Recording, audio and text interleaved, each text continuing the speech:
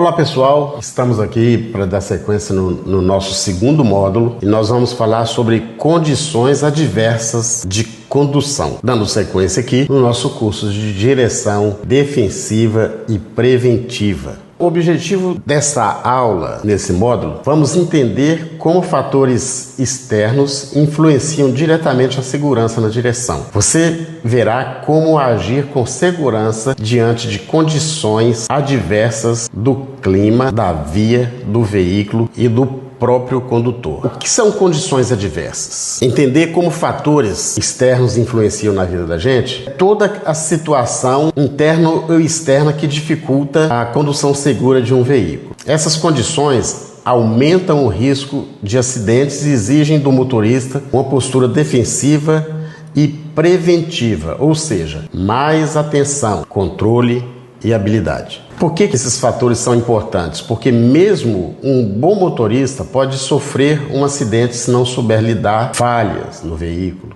problema nas vias, ou até mesmo seu próprio estado físico e emocional. Saber identificar e reagir a esses fatores é essencial para dirigir com segurança. As condições adversas, uma condição noturna, por exemplo. Tem muita gente que não gosta de dirigir à noite. Só que quando você está dirigindo profissionalmente, nem sempre você consegue trabalhar só na parte da manhã ali, de começar de 7 horas da manhã até as 17 ou 18 horas. Então nós temos aí uma condução noturna, túnel mal sinalizado, ofuscamento por faróis. Boa parte das pessoas que trabalham dirigindo sofreram algum tipo de problema de visão.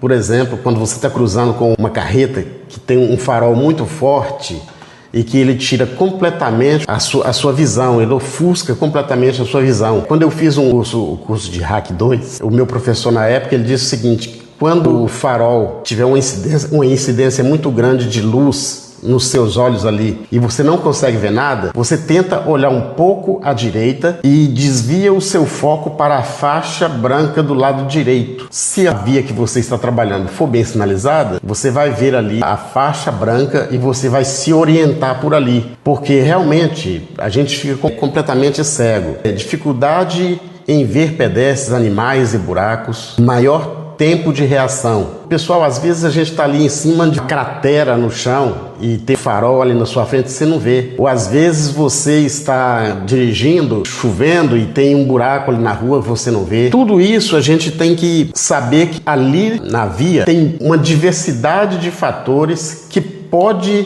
atrapalhar sua condição de condução tranquila. Você pode usar os faróis baixos corretamente, reduzir a velocidade, aumentar a distância de segurança, evitar olhar direto para os faróis de veículos no sentido contrário. Então, assim, sempre que você encontrar uma adversidade ali, um momento de riscos, ali você tem que ter muita maturidade para conseguir dar a volta por cima. Essas condições adversas, por exemplo, aqui chuva muito forte, você tem que tomar muito cuidado em dirigir na chuva. As aquaplanagens, para se preparar para uma água na estrada, os seus pneus têm que estar ali bem calibrados, os frisos dos pneus, sempre manter pneus até TWI, ali onde a polícia mede os seus pneus, e não vacilar, porque uma aquaplanagem, dependendo do lugar onde você vai para um buraco, você pode bater num barranco, atropelar um pedestre, pegar o carro que está ali do lado. Então, essas condições adversas, ela vem sem te avisar. Então, você tem que ter ali bastante atenção. Neblina, vento forte, granizo. Não é todo dia que tem granizo, mas é uma situação adversa. Pista escorregadia, já falei da aquaplanagem, que o nome correto é hidroplanagem. Redução drástica da visibilidade. O sol, por exemplo, ao entardecer, ao amanhecer ou ao entardecer, quando o sol está na altura mais ou menos dos olhos ali, fazer bastante o uso do quebra-sol ali para evitar e venha reduzir a sua visibilidade. Condutas defensivas: reduzir velocidade, usar faróis baixos, aumentar a distância entre veículos, nunca frear bruscamente e evitar ultrapassagens. Nessas situações, nós devemos sempre evitar as ultrapassagens. As condições adversas do veículo, a gente tem que tomar cuidado. Gente, o pneu careca é um fator muito grande que leva a acidente de trânsito. Primeiro, na frenagem ele não segura na pista. A pista escorregadia, muito pior. Ele realmente não segura na pista escorregadia também. Não tem momento nenhum que o pneu careca ele te ajuda em alguma coisa. Em absolutamente nada. Então você deve verificar antes de começar a dirigir. Porque depois que começou a dirigir, aí começou a chover, aí você lembra, oh, meu Deus do céu, o que eu vou fazer? Meus pneus estão careca. Aí você está colocando a sua vida e a vida dos seus passageiros em risco. Freios desgastados, faróis queimados, limpador com falha. Veja, um limpador com falha na época de chuva, ele traz um risco enorme. Tem alguns carros que já vêm com defeito de fábrica, você tem que estar sempre trocando farol, tem que estar sempre trocando lanternas, aquelas luzes de seta, luzes de placa, tudo isso é importante, são as sinalizações dos nossos carros. E aí, uma conduta defensiva é fazer essa manutenção preventiva, verificar itens obrigatórios antes de viagem, revisar freios, luzes, como nós falamos aí na direção preventiva. Condições adversas do condutor. Olha, nós falamos das condições adversas da via, falamos das condições adversas do carro e agora nós vamos falar das condições adversas do condutor, do motorista. O sono. O que é o sono? É o estado de fadiga extrema ou sonolência que afeta a capacidade de dirigir com segurança. Todo mundo sabe quando está com sono. E às vezes a pessoa ainda teima em dirigir com sono. É um perigo muito grande. Eu estava vendo uma estatística esses dias que se você tiver 80 km por hora e você cochilar por 5 segundos, você andou mais de 100 metros sem saber. Olha só, isso se for só 5 segundos. Imagina pessoas que dormem mesmo no volante. Está produzindo um risco enorme, tanto para ele, quanto para o passageiro e quanto para a via. As pessoas que estão nas vias, animais, pessoas, carros, casas, tudo isso pode estar ali. Então você tem que tomar muito cuidado. O sono realmente ele traz o reflexo mais lento, ele diminui a sua atenção, riscos de microsono, que são aqueles breves apagões que eu acabei de falar, que você acaba cochilando ali uns 2 segundos, 5 segundos, que já é o suficiente para destruir a sua vida e a vida daquelas pessoas que são importantes para você. Sensação de peso nos olhos ou piscadas mais longas. Tem muitas empresas que elas exigem o sensor de fadiga dentro dos veículos de transporte que estão ali a serviço das empresas. O que acontece? Toda vez que você dá aquela pesada no olhar, baixa a cabeça e começa a piscar, o sensor ele tem função de te dar um alerta. Às vezes ele fala, pare, você está dormindo ou você está com sono. E dá sempre ali uma instrução para que você se livre, pare o carro, dá uma esticada nas pernas. A conduta defensiva, no caso do sono, é nunca dirigir sem dormir o suficiente. Ah, mas eu não tenho opção, eu tenho que trabalhar. Olha, nós temos que trabalhar, mas nós temos que descansar, nós temos que trabalhar bem descansados, sabendo que as empresas elas estão dando 100% ali. Você está fazendo o seu transporte ali e elas estão pagando o valor fechado, tudo que vale ela está pagando ali para você. E você está entregando esse serviço 100%? Se você tiver com sono, você não entrega ele 100%.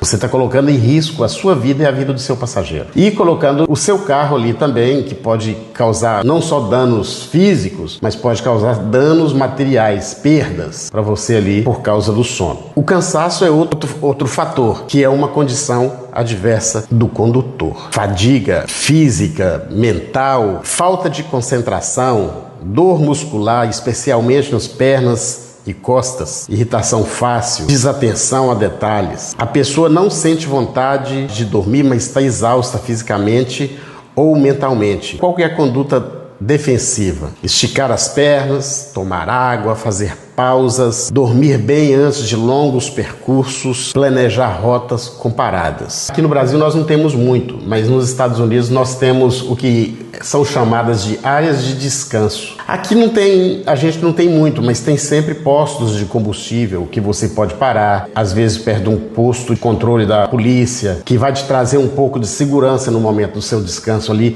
Pessoal, eu não dirijo com sono, eu sempre paro. E isso eu aprendi nesses cursos que nós fizemos para poder trabalhar. As empresas, elas nos ensinaram muito. Você não deve trabalhar com fadiga. Se você estiver fadigado, você não deve trabalhar.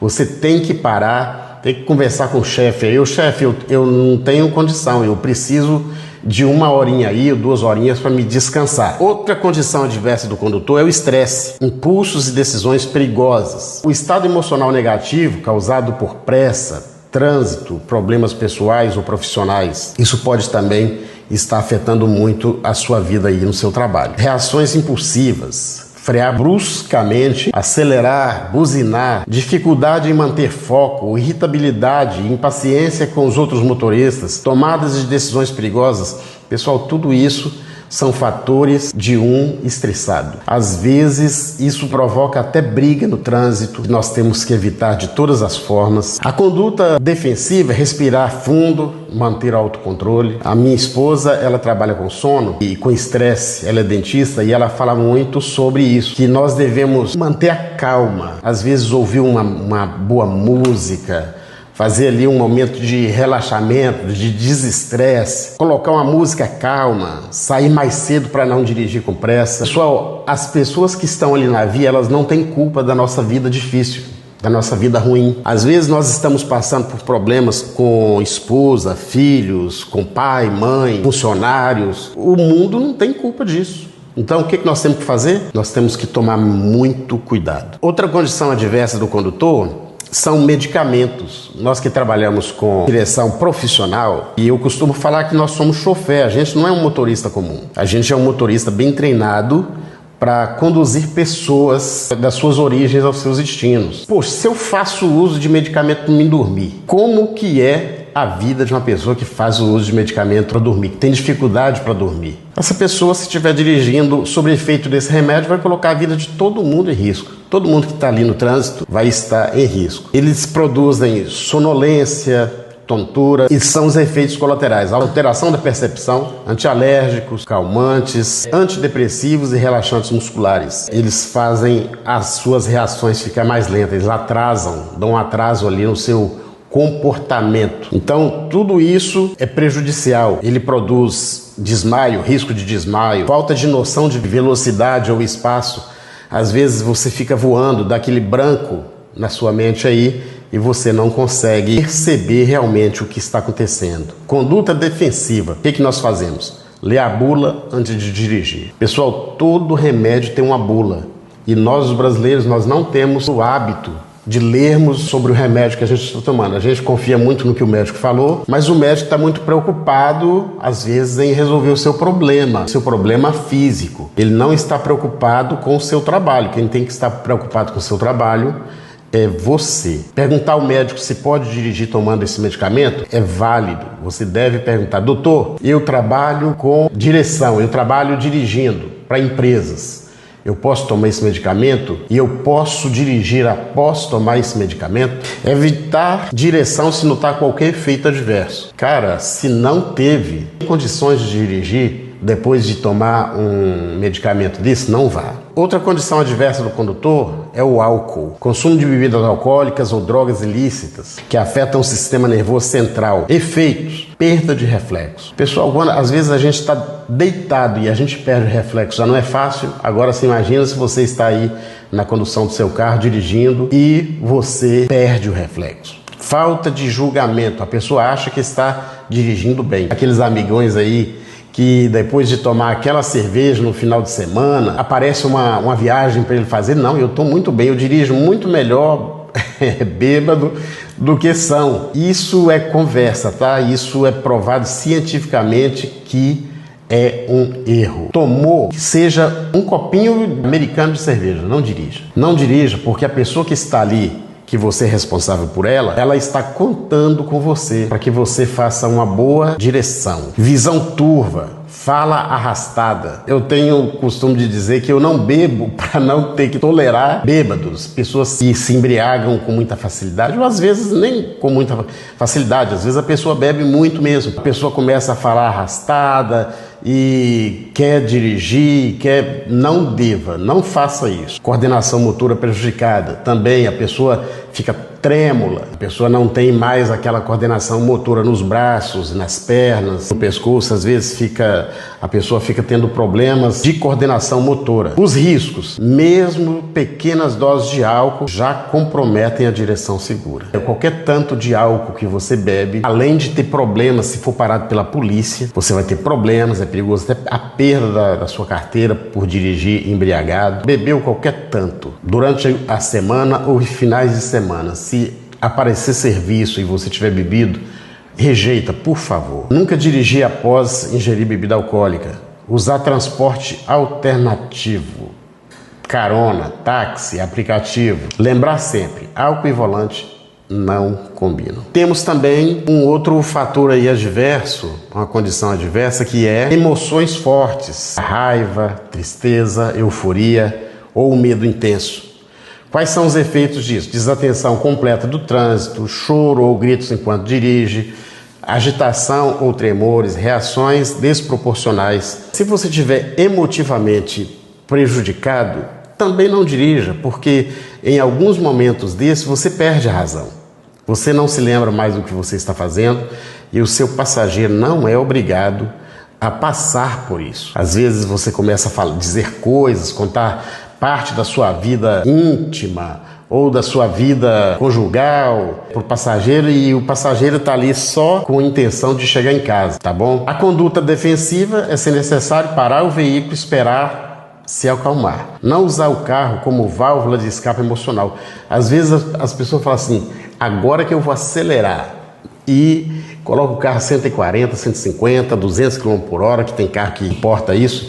Então vamos tomar bastante cuidado. Lembrando que as emoções fortes alteram a percepção da realidade. Você passa a viver em um mundo paralelo. Respeite seus limites e evite o volante em condições inadequadas. Se você não está preparado, por favor, não dirija. Tome prejuízo daquele dia. Não coloque em risco a sua vida e a vida das demais pessoas. Para encerrar essa aula, no trânsito, o imprevisível pode acontecer. O motorista preparado é aquele que já pensou nisso antes. É lógico que nós não estamos a par de tudo que vai acontecer. Nós não sabemos o que vai acontecer no segundo seguinte. Quanto mais conseguir prever todos os eventos que podem ocorrer ali com você na direção. Eu mesmo já tive muitos momentos e depois que aconteceu alguns eventos, eu parei e falei, rapaz, eu não posso continuar fazendo isso. Eu tenho muito a perder. Nós temos a vida a perder. E quem dirige com segurança, você está dependendo de você para isso. É só de você. Qualquer um desses problemas que nós citamos aqui, que não é nem a via e nem o seu carro que faz parte de você, você é responsável. E não adianta depois que nós praticarmos alguma coisa no trânsito que não é agradável, por exemplo, atropelar alguém, atropelar um motoqueiro, um pedestre, por causa de qualquer uma dessas eventualidades que nós citamos aí, nós somos culpados. Não adianta você chegar para a polícia depois e falar me desculpa ou pedir desculpa para a pessoa que você acidentou, que não vai resolver. O certo é você saber que você é responsável pelas suas atitudes. Nós chegamos ao fim de mais um módulo. Muito obrigado pela sua paciência de nos ouvir. Eu aguardo vocês no próximo módulo. Obrigado.